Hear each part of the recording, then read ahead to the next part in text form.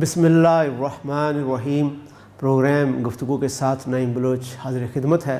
اس programme میں ہمارے ساتھ تشریف فرما ہوتے ہیں جناب محمد رفیع مفتی صاحب، اور ہم اس میں مختلف دینی موضوعات کو زیر بحث لاتے ہیں۔ آج ہم جس موضوع پر بحث کریں گے رفیع صاحب، وہ توبہ ہے۔ تو سب سے پہلے تو میں آپ سے یہ جاننا چاہوں گا کہ توبہ ہوتی کیا ہے؟ بسم اللہ الرحمن الرحیم۔ توبہ سے مراد ہے پلٹنا، یعنی توبہ کا لفظ جو ہے نا، اس سے مراد پلٹنا ہے۔ یہ دینی طور پر ایک اصطلاح کے طور پر تو استعمال کی ہی جاتی ہیں۔ تابہ کے فعل سے ہے نا یہ، تو اس کا مطلب ہے کہ وہ پلٹا، یعنی اس سے مراد پھر یہ ہوگی کہ کوئی شخص ایک رخ پر چل رہا ہے، ایک رویہ اختیار کیے ہوئے ہے، ایک نوعیت کا عمل وہ کر رہا ہے، اس کو پھر وہ غلط محسوس کرتا ہے تو اس سے پلٹتا ہے، یعنی کہ بالکل اباؤٹ ٹرن ہو جاتا ہے، الٹ کے واپس آ جاتا ہے، ایک طرف بڑھ گیا آگے لیکن پھر پلٹا اور واپس آیا۔ توبہ کا جو مطلب ہے وہ تو یہ ہے۔ تو یعنی کہ یہ ایک شعوری عمل ہے جس میں ایک روش پر آدمی چل رہا ہوتا ہے، وہ رکتا ہے، سوچتا ہے اور پھر پلٹتا ہے۔ ٹھیک ہے، تو اب پھر دوسرا سوال یہ پیدا ہوتا ہے کہ یہ انسان عمل جو ایک اپنی روش بدل رہا ہے، یہ کیوں اس کو یہ خیال آتا ہے، کیوں وہ توبہ کرتا ہے؟ تو ظاہر ہے کہ توبہ کا جو عمل ہے نا، وہ انسان عام طور پر اگر ہم دیکھیں تو زندگی میں جو معاملات ہوتے ہیں، یعنی میں یہ جو بات کر رہا ہوں نا، اس حوالے سے کر رہا ہوں کہ مذہب میں توبہ کا لفظ بہت استعمال کیا جاتا ہے، اس زاویے سے میں اس کو ایکسپلین کر رہا ہوں، ورنہ تو سادہ مطلب ہے پلٹنا، تو پلٹنا ہو گیا ایک مذہبی اصطلاح کے طور پر۔ عام طور پر پلٹنے کا عمل انسان کو کوئی بہت نہیں کرنا پڑتا، بعض اوقات اس کی کوئی آراء غلط ہوتی ہیں تو وہ تبدیل کر لیتے ہیں، عام طور پر وہ سوچی سمجھی آراء اس کی ہوتی ہیں، یا وہ مشورہ کرنا ہے کسی سے کر لیتا ہے، کوئی رویہ اختیار کرنا کر لیتا ہے، کوئی کام شروع کرنا چاہتا ہے سوچ سمجھ کے کام شروع کر لیتا ہے، پلٹنا نہیں پڑتا، بندہ آگے ہی چلتا ہے، کوئی خاص ٹھوکر لگے تو چلے اسے واپس آنا پڑ گیا، یہ عام معاملہ نہیں ہوتا۔ لیکن جو زیادہ تر معاملہ اس کا ذکر آتا ہے وہ مذہبی کتابوں میں ذکر آئے گا، مذہب کے زاویے سے جب دیکھا جائے گا تو ذکر آئے گا۔ انسان کی یہ زندگی چونکہ آزمائش کی زندگی ہے، اور آزمائش بھی اس طرح کی ہے کہ جو چیزیں اسے دکھائی دیتی ہیں ان کے حوالے سے تو وہ کسی آزمائش میں نہیں، ٹھیک ہے وہ چل رہا ہے، کہ وہ دیکھتا ہے کہ دیوار ہے تو پھر دیوار سے ٹکرانے کی کوشش نہیں کرتا، وہ دیوار سے بچ کے دروازے سے اگر نکلنا اس نے باہر تو باہر نکلے گا۔ لیکن جو مذہبی معاملات ہیں اس میں اندیکھے حقائق جو ہیں ان کو ملحوظ رکھنے کا کہا گیا ہے، کہ وہ حقیقتیں جو تمہیں عقل و فطرت سے سمجھ آ رہی ہیں لیکن آنکھوں سے دکھائی نہیں دیتی، ٹھیک ہے نا، یا کانوں سے سنائی نہیں دیتی، ان حقائق کو ملحوظ رکھتے ہوئے زندگی گزارو، جو تمہاری وجود کے اخلاقی تقاضے ہیں، جن کا تمہیں محسوس ہوتا ہے کہ اگر یہ میں اختیار کروں گا تو اس کا نتیجہ اچھا ہوگا، اور اگر یہ اختیار کروں گا تو اس کا نتیجہ برا ہوگا، ٹھیک ہے نا، ایک پوری بات جو پھر مذہب نے بیان کی ہے، وہ حقائق جو کہ ہمارے آنکھوں دیکھے نہیں ہیں، جیسے کہ اعمال کا اچھا برا نتیجہ ہمارے آنکھوں دیکھا نہیں ہے، ہمارے ایمان بالغیب کی چیز ہے کہ نیکیوں کا انجام یہ ہوگا، بدیوں کا یہ ہوگا۔ ان معاملات میں انسان اپنی خواہشات کی بنا پر بسا اوقات ایسا رویہ اختیار کر لیتا ہے کہ جس کو وہ محسوس کرتا ہے یا اسے بتایا جاتا ہے کہ یہ غلط رویہ ہے، تو اسے پھر وہاں سے پلٹنا پڑتا ہے، یعنی کہ وہ کسی خواہش میں مبتلا ہو جائے گا اور کسی حقیقت کو بھول جائے گا، وہ حقیقت جو اس کے سامنے آنکھوں سے تو نظر نہیں آ رہی لیکن اس کی عقل سمجھتی ہے، اس کی فطرت میں وہ پائی جاتی ہے۔ جیسے کوئی وعدہ آپ نے کیا ہے تو وعدے کو توڑنا جو ہے اس کا نتیجہ برا ہے، یہ عقلی اور فطری طور پر ثابت ہے، لیکن ایسا نہیں ہے کہ وہ نتیجہ کوئی پڑا ہوا ہے کہ کوئی آپ کو نقصان ہو جائے گا فوری طور پر۔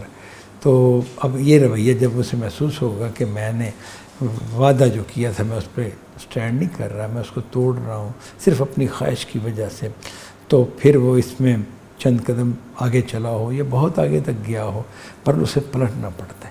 یہ پلٹنا جو پڑتا ہے نا، یہ اس خاص جگہ پر جہاں پر انسان کی خواہشات اور اندیکھے حقائق، ان دونوں میں ٹکراؤ پیدا ہوتا ہے، تو انسان یہاں پر اس سے اکثر غلطی ہو جاتی ہے۔ بلکہ اگر اس کو ایک میں حدیث کی روشنی میں بیان کروں نا، تو وہ اس طرح سے ہے کہ نبی صلی اللہ علیہ وسلم نے فرمایا کل بنی آدم خطاؤن، تمام بنی آدم خطا کار ہیں، وہ خیر الخطائین التوابون، اور بہترین خطا کار وہ ہیں جو توبہ کرتے ہیں۔ یعنی کہ اس کا مطلب یہ ہے کہ انسانوں سے غلطیاں تو عام ہوں گی، خطائیں تو عام ہوں گی، جس کو کہتے ہیں کہ انسان جو ہے وہ غلطی کا پتلا ہے۔ اچھا، یہ جملہ جو نہیں صاحب آپ نے بولا نا کہ انسان غلطی کا پتلا ہے، تو یہ بالکل ٹھیک بات ہے۔ یہ ایک انسان کا جو مطالعہ ہے اس کے بعد ہی یہ جملہ انسان نے اختیار کیا ہے، کیونکہ اس نے دیکھا کہ انسانوں سے غلطیاں عام ہوتی ہیں اور بہت ہوتی ہیں، یہ بات درست ہے۔ اور اس میں ایک بہت بڑی مثال جو ہمارے سامنے آتی ہے وہ حضرت آدم علیہ السلام کا واقعہ جو ہے، جس میں توبہ کا معاملہ ان کو پیش آیا، تو وہ بہت معلوم و معروف بھی ہے، اس کو میں بیان کر دیتا ہوں کہ اللہ تعالیٰ نے آدم علیہ السلام کو روکا تھا کہ جنت میں جس جگہ انہیں رکھا گیا، جس باغ کے اندر رکھا گیا، تو انہیں کہا گیا کہ یہاں پر تمہارے لیے کھانے پینے کی سب چیزیں ہیں، جو بھی تم چاہو تو اپنی پسند کی چیزیں استعمال کر سکتے ہو، لیکن ایک درخت کے والے سے کہہ دیا کہ اس درخت کے قریب نہ جانا، یعنی کہ اس درخت کے قریب نہ جانا، یہ انہیں کہہ دیا۔ تو آدم علیہ السلام کو یہ خدا کی بات جو تھی انہوں نے پلے باندھ لی، انہیں یاد رہی، انہوں نے اسی کو اختیار کیے رکھا۔ پھر ایک موقع پہ آ کے وہ یہ بات بھول گئے، جیسے تفصیلات میں بتایا جاتا ہے کہ بلکہ قرآن مجید میں اس میں ذکر آیا باقاعدہ کہ شیطان نے آپ کو بہکایا اور ایسا ان کے لیے وہ انہیں شیشے میں اتار لیا گویا کہ اپنی باتوں سے، کہ انہوں نے وہ اس کو بھول گئے کہ میں نے تو یہ پکا عہد کیا ہوا ہے کہ یہ اس درخت کے قریب نہیں جانا، تو انہوں نے وہ غلطی وہ کر بیٹھے جس سے خدا نے انہیں منع کیا ہوا تھا۔ تو اس کا مطلب ہے کہ آدم علیہ السلام جو کہ اللہ کے نبی تھے، پہلے انسان بھی وہی تھے اور نبی بھی تھے، تو ان سے بھی یہ غلطی ہو گئی۔ گو یہ غلطی جانب خیر میں ہوئی، ایسا نہیں کہ جانب شر میں ہوئی تھی، یعنی جیسے انسان گناہ کرتا ہے نا، جرائم کرتا ہے، یہ وہ نہیں۔ انہیں جو کہا گیا تھا، جو شیطان نے جو بہکاوا دیا تھا، وہ بہکاوا ایک خیر کی طرف دیا تھا کہ اس میں تو بہت خیر ہے، تو اب کیوں نہیں اس کو اختیار کرتے؟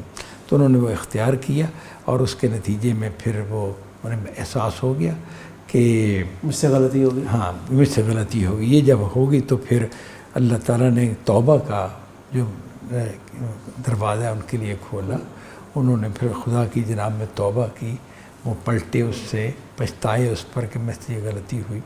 تو یہ جب آدم علیہ السلام جو کہ تمام بنی نوع انسان کے والد ہیں، باپ ہیں، جن سے آگے نسل چلی ہے، ان سے غلطی ہوگی، تو اس کا مطلب ہے کہ یہ تو غلطی کا ہو جانا اور پھر غلطی پر پلٹنا، یہ تو ایک انسانی فطری معاملہ ہے کہ غلطی بھی ہو سکتی ہے اس سے، اور وہ غلطی پر پچھتائے گا بھی کہ یہ تو غلط ہو گیا، ٹھوکر لگ سکتی ہے اس کو، اور پھر پچھتائے گا تو پھر پلٹے گا۔ تو یہ پلٹنا جو ہے یہ ایک ایسی فطری حقیقت ہے کہ اس سے تو انکار ممکن ہی نہیں۔ ٹھیک ہے رفیع صاحب، یہ بات واضح ہوگی۔ تو توبہ کا قانون کیا قرآن مجید میں بیان ہوا ہے، اس حوالے سے آپ ہمیں رہنمائی فرمائیں۔ توبہ کا قانون بالکل بیان ہوا ہے، اور اس میں چند چیزیں بہت واضح طریقے سے بیان کر دی گئی ہیں۔ ایک مثلاً یہ ہے، پہلی بات یہ ہے کہ اگر انسان سے کوئی غلطی نادانستہ ہوتی ہے، یعنی اس کا ارادہ نہیں تھا کہ وہ غلطی کرے، تو اس پر اللہ کے ہاں مواخذہ نہیں ہے، یعنی اس خطا کو خطا نہیں کہا گیا جس خطا میں اس کا ارادہ ہی نہیں تھا، اس سے ہو گئی، تو اس پر تو خدا کی طرف سے مواخذہ نہیں ہے، لہذا اس پر ظاہر توبہ کا معاملہ بھی نہیں ہوگا۔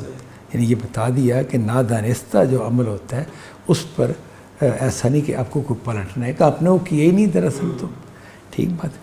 دوسری بات یہ ہے کہ جو لوگ گناہ کبیرہ سے بچتے رہیں گے، جو لوگ اپنے آپ کو بڑے بڑے گناہوں سے بچائیں گے، تو اللہ تعالیٰ نے یہ قانون رکھا ہے کہ ان کے چھوٹے گناہ جو ہیں یعنی جو گناہ صغیرہ جیسے کہتے ہیں وہ معاف کر دیے جائیں گے. یہ ظاہر ہے وہ لوگ ہیں کہ جو بڑے گناہوں سے جیسے چوری ہے، ڈاکہ ہے، قتل ہے اور اس طرح کے زنا ہے، ان جرائم سے بچتے ہیں. تو اب صغیرہ گناہ جو ہوتے رہتے ہیں تو وہ گناہ ان سے بھی یہ بچنا ہی چاہیں گے. ایسا نہیں کہ یہ صغیرہ گناہ تو کر لیا کرتے ہیں، وہ تو اس کو تو جائز سمجھتے ہیں اور کبیرہ ایسا نہیں. کبیرہ گناہوں سے بچتے ہیں، احتیاط کرتے ہیں، صغیرہ سے بھی بچنا چاہتے ہیں لیکن غلطیاں ہو جاتی ہیں اس طرح کی کسی بھی ریزن سے. تو اللہ تعالیٰ ان صغیرہ گناہوں کو معاف کر دیں گے اگر کبیرہ کے معاملے میں اس کا دامن صاف ہوا. یہ دوسرا قانون ہے. تیسرا پوائنٹ یہ ہے کہ اگر انسان سے گناہ ہو جائے تو پھر جو اصول ہے وہ یہ ہے کہ اسے فوراً توبہ کرنی چاہیے. اسے ایسا نہیں کرنا چاہیے کہ وہ اس میں دیری کرے. جتنی جلدی ممکن ہو وہ توبہ کرے، پلٹے. یعنی ایسا نہیں کہ وہ غلطی اور گناہ کرنے کے بعد آرام سے بیٹھا رہے. یہ مناسب نہیں ہوگا. نہیں، یہ جو فوراً کا آپ نے بتایا اس کو تھوڑا سا آپ الیبوریٹ کریں. فوراً سے کیا مراد ہے؟ ایک آدمی جو ہے وہ جیسے ہی گناہ ہوا تو فوراً اس کا اگر اسے احساس اگر کچھ دیر بعد ہوا تو پھر ظاہر ہے کچھ دیر بعد کرے گا. اگر کچھ دیر بعد ہوا اصل میں اسے احساس فوراً ہونا چاہیے. یہ اس کے ایمان کا تقاضا تھا. خدا کے ساتھ جو اس کا تعلق تھا، اللہ تعالیٰ نے ہمارا تعلق اب دیکھے نا ایک زندہ تعلق رکھا ہے. 5 وقتہ نماز پڑھنی ہے، خدا کے حضور حاضر ہونا ہے، اس کا ذکر کرنا ہے، اس کو پکارنا ہے، اس سے دعائیں کرنی ہے. تو یہ جو خدا کے ساتھ ہمارا ایک ایکٹیو تعلق قائم کیا گیا ہے، اگر ہم شعوری طور پر نماز پڑھیں تو وہ تعلق ظاہر ہے ہمارا جو ہے وہ ایک باقاعدہ قائم ہوتا ہے. تو اس کے نتیجے میں ایسا لازمن ہوگا کہ انسان سے غلطی ہوئی تو وہ کوشش کرے گا کہ میں فوراً توبہ کروں. اس سے چاہیے، لیکن ایسا ہو سکتا ہے کہ اس سے دیری ہو جائے، وہ بھول جائے، غفلت کر جائے، کوتاہی کر جائے. تو ایسا کرنا نہیں چاہیے. اس سے چاہیے کہ جلد توبہ کرے، جتنی جلد بھی وہ کر سکے. یہ 3 پوائنٹس ہیں. دوبارہ میں اس کو خلاصتاً بیان کر دیتا ہوں. نادانستہ کیا تو کوئی مواخذہ نہیں، کبیرہ گناہوں سے بچتا رہا اور صغیرہ سے بھی بچنا ہی چاہتا تھا تو صغیرہ ہو گئے اور اللہ معاف کر دے گا. اور اگر غلطی ہو گئی تو اس کو چاہیے، غلطی یعنی جذبات سے مغلوب ہو کے غلطی کر بیٹھا تو اسے چاہیے کہ وہ توبہ کرے، جلد سے جلد توبہ کرے. اس میں اسے دیری نہیں کرنی چاہیے. یہاں اتنی بات ہے. اچھا رفیع صاحب، آپ نے قانون تو اس کے 3 جو پہلو ہیں وہ بیان فرما دیے، لیکن جو پہلا آپ نے اس میں اصول بیان کیا نا، نادانستہ آدمی سے کوئی غلطی سرزد ہو جاتی ہے، اس کی آپ نے مثال نہیں دی، باقیوں کی مثال دی ہے آپ نے. تو میں چاہ رہا ہوں کہ اس کی بھی آپ ایک آدھ مثال بیان کر دیں تاکہ وہ بالکل واضح طور پر ہمارے ذہنوں میں آ جائے. جی، نادانستہ کی مثال آپ نے کہا کہ نادانستہ مثال کے طور پر انسان نے روزہ رکھا ہوگا اور وہ روزے میں کچھ کھا پی لیتا ہے، اسے پتہ نہیں چلتا، بھولے سے کھا پی لیتا ہے. اس کا ارادہ نہیں تھا کہ میں روزہ توڑوں، اس کے ذہن میں نہیں تھا کہ اس نے روزہ رکھا ہوا ہے اور مجھے نہیں کھانا چاہیے، اور نادانستہ طور پر کچھ کھا لیا. تو کیا اس سے روزہ ٹوٹ جائے گا؟ تو یہ ہے کہ نہیں، روزہ اس سے نہیں ٹوٹے گا. وہ روزے کو مکمل کرے گا، بالکل اسی طرح مکمل کرے گا. اور مثال اس کی آپ دیکھ سکتے ہیں کہ ایک آدمی کا خیال ہے کہ میرا وضو ہے اور وہ نماز پڑھنے کے لیے کھڑا ہو جاتا ہے. اس نے نماز پڑھ لی اور اس سے یہ بات یاد ہی نہیں آئی کہ میرا تو وضو نہیں تھا. ٹھیک ہے نا. تو یہ چیز کہ کیا اس نے بے وضو نماز پڑھی نادانستہ طور پر، اس کا خیال ہے کہ میرا وضو ہے، تو اب اس نماز پہ کو گنا جائے گا کہ یہ بغیر وضو کے پڑھی گئی نماز ہے؟ نہیں، ایسا نہیں ہے. ٹھیک ہے نا. انسان اپنے علم کے مطابق مکلف ہے.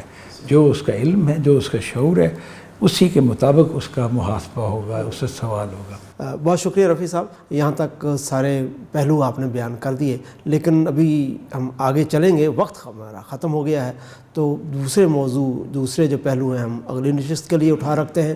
اس وقت کے لیے ہم اپنے ناظرین سے اجازت چاہیں گے. اللہ حافظ. علمی، دعوتی اور تعلیمی پروگراموں میں تعاون کیجیے.